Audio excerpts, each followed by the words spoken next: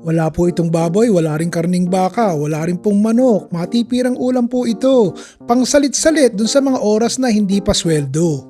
Hindi po kayo manghihinayang sa panahong gugugulin nyo sa pananood ng video natin today. Dahil po, sosing-sosing tignan ng ulam, pang Chinese resto.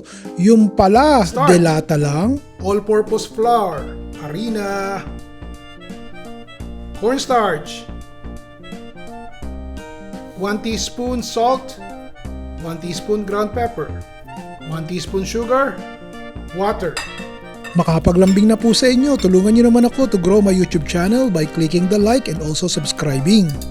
200 grams extra firm tofu. Dito po sa Amerika may nabibili ng prepared na tofu. Tinanggal ko lang ang tubig at tapos hiniwa ko to. I just chop it and now we are adding it to the batter. Patatas, potato, pre-cooked potatoes. I just chop it. Nilaga na po ito.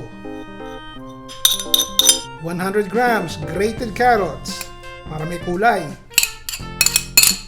Green onions, 3 tablespoons chopped green onions.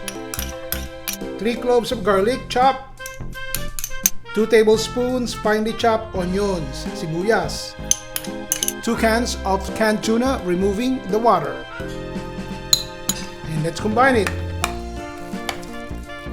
Yan. Ganda ng kulay, di ba? May berde, may orange, may puti. Napapansin nyo ba? Walang itlog. Harina lang at saka cornstarch. Try muna natin pag mainit na yung mantika. Maliit lang ha. Okay, pwede na. Pansin nyo ba? Konti lang ang mantika. O maliit na torta lang po gagawin natin ha. This is about 2 tablespoons of the mixture. After 2.5 minutes, we will turn it over. Yan. Ganda ng kulay. O ito na po ang second batch. At pagkaluto po nito, isasantabi ko muna at haharapin natin yung paggawa ng ating sarsa.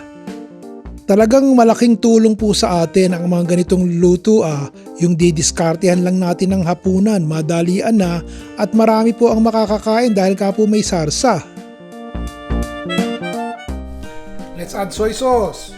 Bahala po kayo. 1/4 cup soy sauce. Ketchup. Sarap pa naman, kaya lang abuso sa cornstarch. 1 cup water.